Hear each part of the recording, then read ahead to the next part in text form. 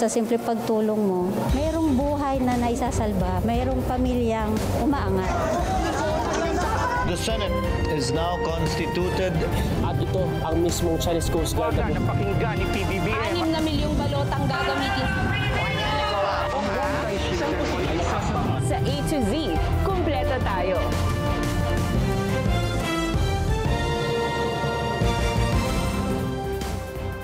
Luzon, Visayas, Mindanao at buong mundo. Ngayon ay Huwebes, September 18, 2025. Ako si Barbie Mulak at ito ang balitang A to Z. I have never engaged in any illegal activity. Kinatawan ng WJ Construction na idinadawit sa bigayan di umano ng kickback sa ilang mambabatas. Nagpakita na sa pagdinig sa Senado. Binabastos mo kami, niloloko mo kami. Curly Discaya ipinakontempt dahil sa pagsisinungaling umano sa dahilan ng pag-a-absent ng asawang si Sara sa pagdinig. Kontratistang si Sally Santos isinugod sa klinik matapos sumama ang pakiramdam kasunod ng Senate hearing.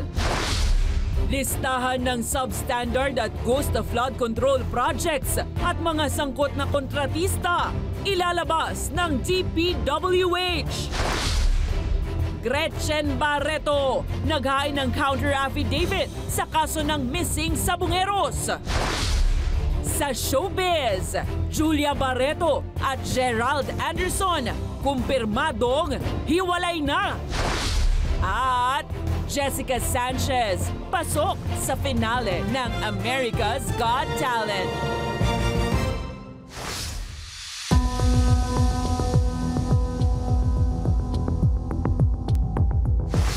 Magandang gabi, pambungad sa ating newscast.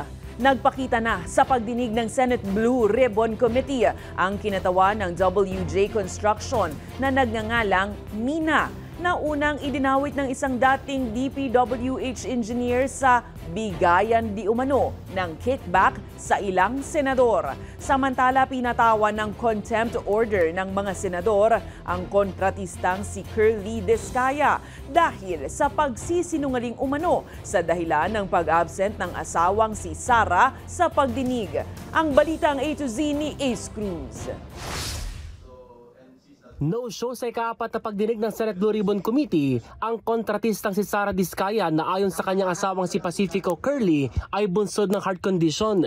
Pero ayon kay Committee Chair at Senate President Pro Tempore Ping Lacson, iba ang nakasadang dahilan sa liham na ipinadala ni Sara. Regrettably, I have an important meeting with my employees on the day of the hearing, and some of my employees will be coming from various places. Thus, I can no longer cancel the meeting. With that letter, nagsisinungaling itong si Mr. Discaya na meron daw karamdaman yung kanyang asawa. Binabastos mo kami, niloloko mo kami. Huwag mo kami lokohin. Iba yung sinasabi mismo na misis mo eh. Di ba kayo nag-usap? Pero yung misis ko po kasi talaga ay madalas po, masakit po talaga siyang diabetes at saka meron po talaga siyang hypertension. At katunayan nga po, marami po siyang mga maintenance po na gamot na ginagamit. Dahil sa muna yung pagsisinungaling sa komite, ipinakontempt ng mga senador si Curly. Lumutang naman sa pagdinig si Mina Jose ng WJ Construction. Una nang binanggit ni dating DPWH Bulacan Assistant Engineer Bryce Hernandez na sangkot umano ang WJ Construction sa bigayan ng kickback sa ilang senador at kontak umano si Mina ng isang Beng Ramos na staff umano ni Senador Jingo Estrada, bagay na tinanggi na ng senador. Ipinakita ni Lacson ang CCTV footage ng pagpunta ni Mina sa Senado noong August 19. Ang kanyang tugon, Meron po kasing problem yung terrace ni Senator Erwin na binabaha po siya, lalo po pag umuulan. So, ako po yung na-refer na contractor nung staff niya. Upon learning her name was mentioned by Engineer Bryce, we immediately requested to cancel all contracts with WJ. Sagot ni Mina sa aligasyon ng bigay ng kickback, I have never engaged in any illegal activity. I have never given nor received any money from any public official or government employee, including this Mr. Bryce Hernandez. Giit niya, hindi niya personal nakakilala sina Estrada at Senador Joel Villanueva. Sinabi mismo ni Lacson sa committee hearing na wala siyang nakita sa ilalim ng pangalan ni Villanueva na 600 million pesos na insertion sa 2025 national budget. As para Senator Jinggoy, nakita namin talaga yung 7 items kasi item for item, chinek namin, nagtugma doon sa sinabi mo. But in fairness to Senator Villanueva, unless you modify the list that you enumerated at tumama doon sa aming chinecheck, then we will also hold him into account. But as of now, we cannot. That's why I did not mention him. Yung 600 mo, mali eh. Mali yung description mo. Hindi po Okay, 2025 yun kay Senator Joel po. Hindi po. Hindi, 600 million sabi mo. Opo, pero Okay, hindi po we siya check with 2025. DIGA. Ito yung 2023. Pwede ho ba ibigay natin kay Bryce ngayon, Mr. Chairman? Hanapin niya po dito yung sinasabi niya doon sa House na nandito yung binabanggit niya na may flood control project si Joel Villanueva. Just to lend credence to the assertion of, I don't know if it's JP Mendoza or Bryce Hernandez. Indeed, meron talagang 600 million as described, as enumerated under the unprogrammed fund. Iginit din ni Villanueva na fabricated ang Viber messages na ipinakita ni Hernandez sa hearing ng Kamara kung saan nanghihingi umano si Villanueva ng proyekto at kickback. Ayon kay Villanueva, napakadali lang nitong pikein. 20 seconds, Mr. Chairman. Bukod po sa napakadaling magdoktor ng picture, inamin po ni Engineer Bryce na wala siyang personal knowledge sa mga mensaheng ito. Gate pa ni Villanueva, hindi biro ang pagkakadawit niya sa issue, lalo't nakaladkad din ang kanyang pamilya at simbahang kinabibilangan. Samantala, na-cite in contempt din ng mga senador ang dating DPWH Bulacan engineers na sina Henry Alcantara at JP Mendoza dahil sa pagiging ignorante nito sa mga anomalya sa kanilang hanay. Para sa balitang A to Z, Ace Cruz. Isiniwalat ni dating Bulacan 1st District Assistant Engineer Bryce Hernandez na naghahatian sila ng ilang opisyal ng DPWH Bulacan sa mga kinikita sa flood control ghost projects.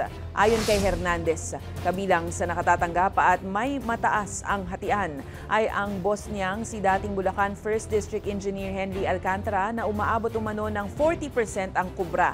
Depensa niya, ginagawa nila ang kaliwat kanang ghost projects dahil tumaas din ang tara o yung perang ginagamit na pampadulas sa ilang opisyal ng gobyerno.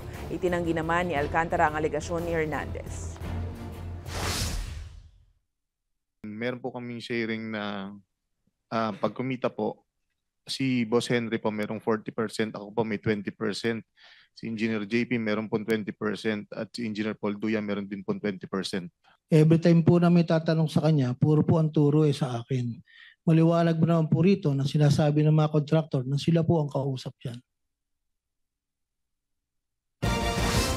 Matapos ang pagdalo sa maghapong pagdinig ng Blue Ribbon Committee ukol sa anomalya sa flood control projects, biglang sumama ang pakiramdam ng may-ari ng Sims Construction Trading na si Sally Santos. Agad namang isinugod sa St. Clinic si Sally. Ayon sa kanyang abogado na si Attorney Bernard Gatchalian, handa si Santos na sabihin ang lahat ng kanyang nalalaman ukol sa anomalya sa flood control ghost project. Bago nito, humiling si Santos ng proteksyon sa Senado dahil anya sa takot sa kanyang seguridad sa buhay sa gitna ng issue. Siguro dehydrated lang siya pero currently okay naman siya. Nagkalat sa buong bansa ang mga ghost at substandard na flood control projects ayon kay Public Works Secretary Vince Dizon sa kanyang pagdalo sa pagdinig ng Senate Blue Ribbon Committee ngayong Huwebes. Wala na ngang permit. Bigla-bigla pang nagkakaroon ng completed na status para lang masabing may pinaglaanan ng pondo. Nakatakda naman ang ahensya na maglabas ng listahan ng lahat ng sangkot sa bawat proyekto. Ang balitang A to Z ni Naomi Almohano. Ghost at very substandard. Ganyan inilarawan ni Public Works Secretary Vince Dizon ang mga aniyay nagkalat na maanumalyang flood control projects sa bansa. Sa kanyang pagdalo sa Senate Blue Ribbon Committee hearing ngayong Huwebes, sinabi ni Dizon na pumalo na sa mahigit 100 ulat ng palpak o di kaya na may hindi makitang flood control projects mula sa iba't ibang panig ng bansa ang kanilang natanggap sa loob lang ng 2 linggo. Meron pong mga reports tayo na nakuha sa La Union, sa Oriental Mindoro, sa Nueva Vizcaya, sa Eastern Samar, meron din pong mga ibang mga proyekto sa Mindanao. Pinalabas pa umano sa mga dokumento na completed na ang ilang mga flood control project, kahit ang totoo, ni kalahati nito hindi maaninag o maramdaman. Kahit na ang term ng kontrata, for example, 250, 300 days, lumalabas po sa mga papeles, miraculously, natapos po kuno itong mga proyektong to at nabayaran po itong ibang mga contractor dito within months. Ayon kay Dizon, ongoing pang kanilang investigasyon sa mga pangunahing sangkot sa katiwalian. Pero nakapagsampa na ng kaso laban sa ilang individual at kontratista na paulit-ulit na nadadawit at nakikitang sangkot sa anomalya. Base rin sa kanilang investigasyon, nagkaroon ng inherent flaw sa sistema noon ng ahensya, kung saan tila may mga proyektong bigla-bigla na lang sumusulpot na para bang kabute pero walang maayos na proseso. Marami pa po dito mga proyekto na hindi lang bad for performance, no performance at all. Madalas po, or in fact most of the time, hindi po ito dumaan sa Local Development Council, hindi po ito dumaan sa Provincial Development Council, at hindi din po dumaan ito sa Regional Development Council. Kinastigo naman ito ni Senator Kiko Pangilinan, lalo pat walang building permit ang karamihan sa mga proyekto. Who made that decision? Because there is accountability here na sabihin hindi na kailangan ng building permit mula sa pamahalang lokal. Dahil maliwanag, pagka gano'n na ang usapin, mukhang pinipwera ang mga kung sino-sino man na dapat may kinalaman. Sinabi rin ng kalihim na maaring umabot na sa trilyong piso ang halaga ng perang nasasayang o nakukurakot mula sa mga proyekto na kinakailangang dapat na maibalik sa kaban ng bayan. Nakikipag-ugnayan ng DPWH sa Independent Commission for Infrastructure para sa patuloy na investigasyon sa mga dapat managot. Nakatakda ring maglabas ng listahan ng mga ghost at severely substandard projects ang ahensya sa mga susunod na linggo sa pamamagitan niya ng isang transparency portal. Katulad ito ng isumbong mo sa Pangulo ng Palasyo na may malayang access ang publiko. Makikita sa portal ang project location, contractors, proponents at kawani ng DPWH na sangkot sa mga maanomalyang transaksyon. Para sa Balitang A to Z, Naomi Almojano. Matapos nga ang ibunyag ni DPWH Chief Vince Dizon sa Senado ang mahigit 100 ghost at substandard flood control projects, agad nang naglunsad ng warranty claims ang ahensya laban sa mga kontratista. Ayon kay Dizon, hindi maaari nagagastos uli ang gobyerno, kaya nararapat habulin sa warranty ang pera at ayusin ang mga proyekto. The President po completely agrees. Hindi po pwedeng ganun-ganun na lang na pag may ghost o substandard, kailangan po maibalik ang pera. At marami po sa mga proyektong to, kailangan ayusin. No? At hindi po pwedeng gobyerno po ulit ang maglalabas ng pera dito.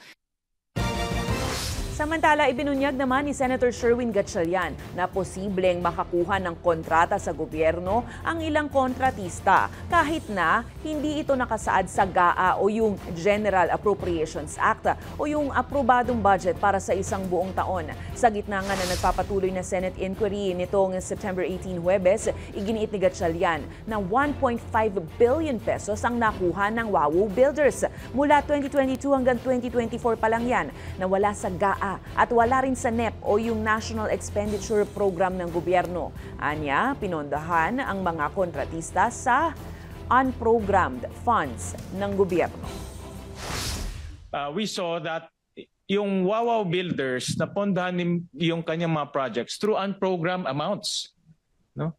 Na hindi ho naka-line item sa GAA. So these are just requested by the DPWH through the DBM, and kaya nga tinatanong ko ano ba yung process, and decided upon by the Secretary of DBM.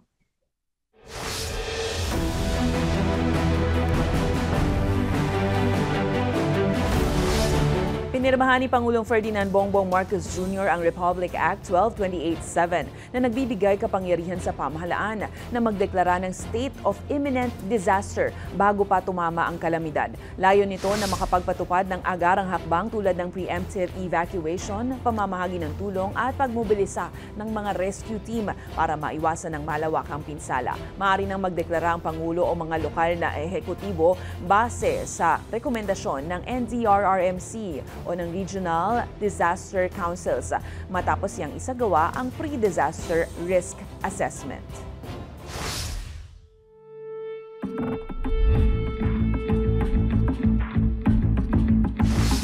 Naghain ng counter-affidavit ang dating aktres na si Gretchen Barreto nang dumalo siya sa preliminary investigation ng Department of Justice hinggil sa kaso ng mga nawawalang sabungero. Matatanda ang kasong multiple murder at illegal detention ang kinakaharap ni Barreto kasama ang gaming tycoon na si Atong Ang at mahigit 50 iba pa na inihain naman ng mga kaanak ng mga nawawalang sabungero nitong Agosto. Kabilang si Barreto sa ilang mga respondent na dumalo sa pagdinig kasama si dating NCRPO Chief Retired Lieutenant General Jonel Estomo.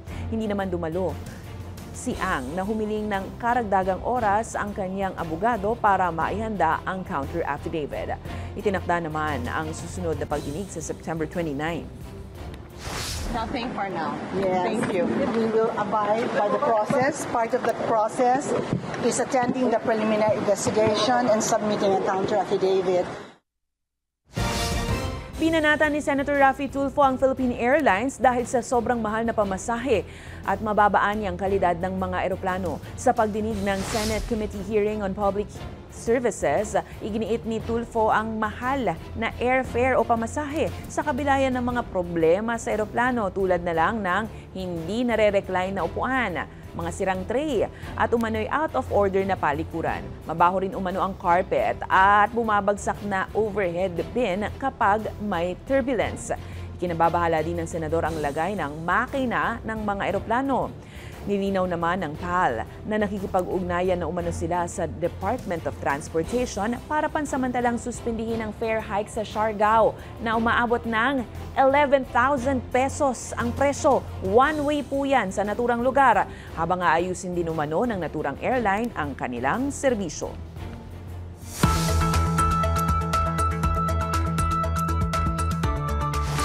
Mga ka-A to Z, mas lalong bumilis ang paggalaw ni Tropical Depression Nando na nasa Philippine Area of Responsibility at kasalukuyang kumikilos pahilagang kanluran sa Philippine Sea. Taglay nito ang lakas ng hangin na 55 km per hour at pagbugsong aabot ng 70 kph.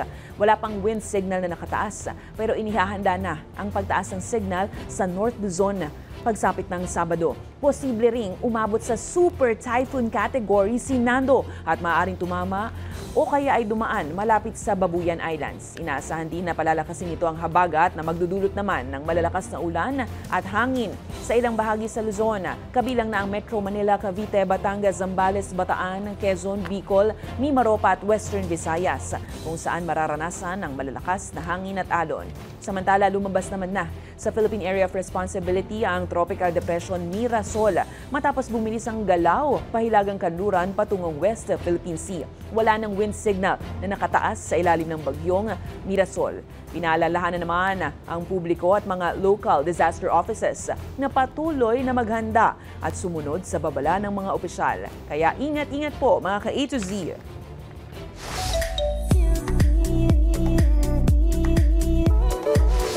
Confirmed na ang hot topic ngayon sa social media. Yan po ang hiwalayang Julia Barreto at Gerald Anderson. Kumpirmado nga mismo yan ng kapamilya talent agency na Star Magic ngayong September 18. Sa naturang statement, diretsahan ang kumpirmasyon na hiwalay na nga ang dalawang artista matapos ang mahigit 5 taong relasyon. Hiniling din nito sa publiko na respetuhin ang desisyon ni na Julia at Gerald at iwasang magkalat ng maling impormasyon hinggil sa issue. Nagugat umano ang hiwalayan sa gitna ng intrigang may kanya-kanya na umano silang bagong karelasyon. Yan ay matapos ng malink ang aktor na sa volleyball player na si Vanny Gandler habang si Julia naman sa businessman na si Lucas Lorenzo. Umani naman na iba-iba ang reaksyon ng sa netizens ang sumabog na update na ito. Wala pang opisyal na pahayag mismo galing kina Gerald at Julia hinggil sa issue ng kanilang paghihiwalay. Susunod, palit liderato sa Kamara. Damage control lang umano ayon sa Makabayan Bloc. At ang pagpapalit, galawan daw ng Malacanang. Samantala, Jessica Sanchez pasok na sa finale ng America's Got Talent. Abangan ang kumpletong ulat sa pagbabalik ng Balitang A to Z.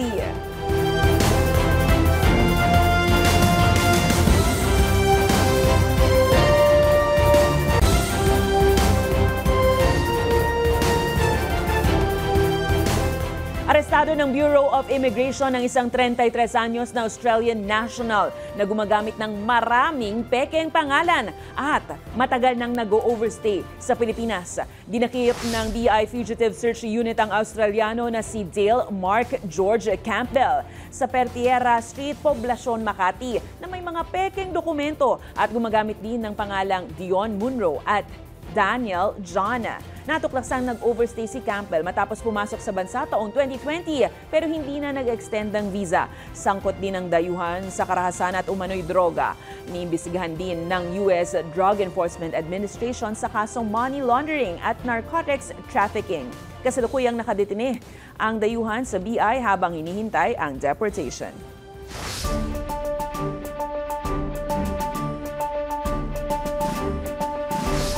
Hindi kontento ang Makabayan Bloc sa pagpapalit ng liderato sa Kamara dahil damage control lang umano ito ng Marcos Jr. administration. Giit ng grupo, dapat manatiling mapagmatsyag ang publiko sa pagpapanagot sa mga tiwali sa gobyerno. Ang Balitang A to Z ni Kim Salinas. Matapos magbitaw sa pwesto si Representative Martin Romualdez, sinabi ng bagong House Speaker na si Representative Faustino Boji III na hindi siya magtatanggol ng tiwali at hindi niya poprotektahan ang guilty. Ngunit sa tingin ng Makabayan Bloc, hindi pa rin itong masasagot ang mga isyu ng malawakang korupsyon sa gobyerno. Bahagi ito ng damage control. Bahagi nga ito ng management ng paano magpapamanatili ng pagpapabango amidst yung napakamasangsang na amoy ng nag-iimbak na basura at bulok dulot ng korupsyon. Giit nila, hindi nakakatiyak ang publiko na hindi na mauulit ang mga anomalya. The change in leadership will not fix the pork-driven budget. It will not guarantee an end to the corruption-laden programs and projects. It will not ensure the return of stolen and wasted public funds. Giit ng grupo, hindi tunay na pagbabago ang nangyari dahil nananatili pa rin umano ang impluwensya ng Malacanang sa pagpili ng bagong speaker. Galaw ito ng Malacanang. Ibig sabihin, hindi mangyayari ang pagbabago sa speakership kung ultimately walang approval ng presidente mismo. Malinaw naman na ang pinili ay kapartido from the PFP, si Congressman D. At walang duda na may loyalty ito sa Pangulo. Sa kabilang banda, ikinatuwa ng mga independent House members ang palitan ng liderato. Mahirap umusad, mahirap mag-transact with any business in the House kung yung mga suspect nandiyan pa. So ngayon na wala na, I'm hopeful that this will be a step moving forward para magkaroon na talaga ng transparency. Pero dagdag nila, hindi lang pwesto ng Speaker of the House ang dapat mapalitan. Meron namang deputy speakers na dapat maiwan. Tingin ko, meron din naman dapat na palitan. Who wants to make reforms, dapat kasama na rin yung mga gusto ng reforma, di ba? Iginiit ng Makabayan Bloc na dapat na manatiling mapagmatiyag ang taong bayan sa pagbuwag sa systemic corruption sa pamahalaan. Para sa Balitang A to Z, Kim Salinas. Binanatan ni Vice President Sara Duterte ang pagkakahalal kay Isabela Representative Boji D bilang bagong Speaker ng Kamara. Giit ni VP Sara, maneobra lamang ito ni House Majority Leader Sandro Marcos at dating House Speaker Martin Romualdez na pinsan ng Pangulo. Anya, sila lang din umano ang nag-uusap at nagpaplano ukol sa 2026 proposed budget at may kaugnayan rin umano sa 2028 presidential elections. Idinidiin din ni Duterte na kasama sa circle ni Marcos at Romualdez ang mga Albano ng Isabelas. Wala namang reaksyon si VP Sara sa pagbibitiw ni Romualdez pero binatikos niya ang Pangulo sa pagpapabaya umano sa mga mambabatas na iniiwas na managot sa issue. Sila-sila lang din yan at sila-sila lang din nag-usap kung ano ang gagawin nila at sila-sila lang din ang nagplano kung anong gagawin nila sa 2026 budget because this is all about, number one, the presidential elections of 2028 and the budget of 2026. Kasi inubos naman na nila yung 2025, di ba? So 2026 na pinag-uusapan dito. Nangako naman si House Deputy Majority Leader Lawrence Defensor na gagawa ng konkretong mga hakbang ang bagong pamunuan ng Kamara para mabawi ang tiwala ng publiko. Giit ni Defensor, hindi haharangan ang investigasyon ng independent bodies sa anomalya ng flood control projects. Idadagdag niya ang mas malawak na transparency sa budget deliberations matapos mabisto ang daang-daang bilyong piso na insertions sa BICAM. There should be no rule in Congress that should bar them from attending. That's the very purpose of respecting the independent commission, and that's the very rule of lifting and reforming the image and reputation of the House of Representatives. Regaining our integrity starts with respecting the independent commission to investigate the anomaly involving flood control projects.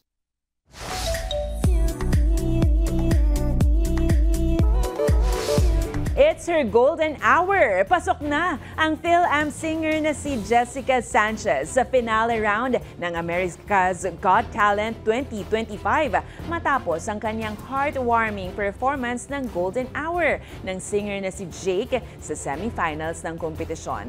Aba, kahit buntis, birit kung birit, kulot kung kulot ang pag-awit ni Sanchez na nakapagpaantig sa puso ng bawat manonood. Standing ovation mula sa audience at 3 judges ng kompetisyon, kabilang si Simon Cowell ang natanggap ni Sanchez sa kanyang heavenly performance. Nakatakdang magharap-harap para sa final round ang 6 na finalist sa September 23 para malaman kung sino na ang susunod na kampiyon ng America's Got Talent. Matatanda ang unang sumabak sa AGT stage si Sanchez noong 2005 at sa American Idol naman noong 2012 kung saan nag-trending ang kanyang heartfelt rendition ng Dance with My Father. Way to go, Jess! Sa aming pagbabalik, stars ng pelikulang Quezon nanguna sa Youth and Educators Forum sa Makati. Cast nagkomento rin sa isyu ng korupsyon sa bansa. Manatiling nakatutok, kayo ay nanonood ng Balitang A to Z.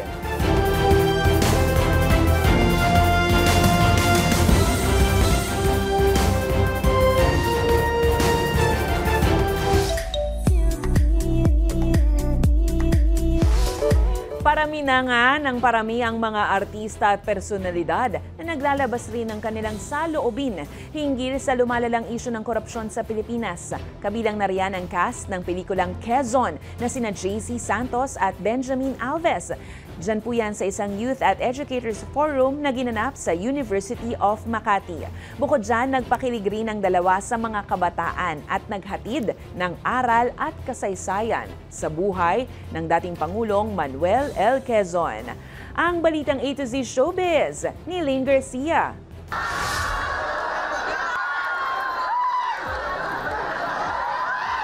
Kinakiligan at talaga namang mainit na pagtanggap ang sumalubong sa cast ng pelikulang Quezon sa dinaluhang Youth and Educators Forum sa University of Makati nitong Huwebes, September 18. Hindi man nakarating ang bida ng pelikula na si Jericho Rosales, present naman ang iba pang pangunahing cast, gaya ni Karil Tatlong Hari, Benjamin Alves at JC Santos. Sa naturang forum, nagkaroon ng briefing tungkol sa talambuhay at mga nagawa ng dating Pangulo ng Commonwealth na si Manuel Luis Quezon na siyang pinakatampok sa istorya ng pelikula. Hindi rin napigilang magbigay ng komento ng cast habang tinatalakay ang hindi maputol-putol na political dynasty na umano'y madalas sanhi ng matinding korupsyon sa bansa. Bakit ba natin binoboto yung mga korap?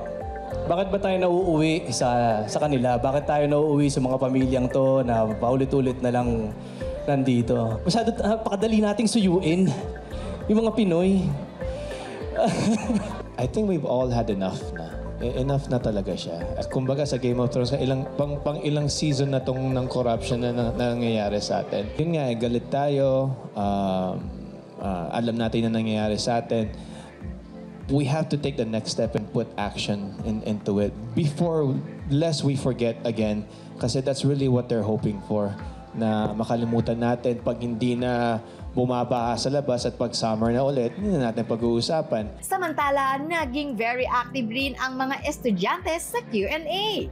Ang Quezon ay isang biographical historical film tungkol sa dating Pangulo ng Commonwealth na si Manuel Quezon. Kabilang rin ang naturang pelikula sa Bayaniverse Trilogy matapos ang General Luna noong 2015 at Goyo ang Batang General noong 2018. Mapapanood ang Quezon sa October 15 in cinemas nationwide. Para sa balitang A to Z Showbiz, Lane Garcia.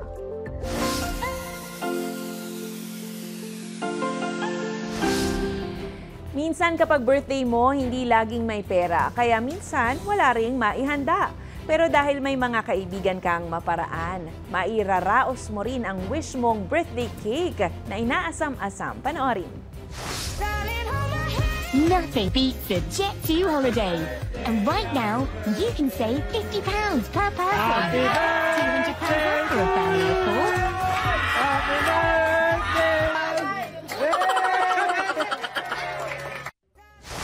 O diba, mas memorable. Kung kayo po ay may kwentong kakaiba, mga kwento ng pag-ibig o storya ng inspirasyon at pag-asa, maaari itong ibahagi. Sumali sa ating Facebook group na Balitang A to Z. Panoorin ang replay ng ating programa at sundan ang ating social media pages. Hanapin ang Balitang A to Z. Ang ating pabaong quote of the night ngayong Huwebes ay mula sa Indian politician at dating Defense Minister na si A.K. Antony.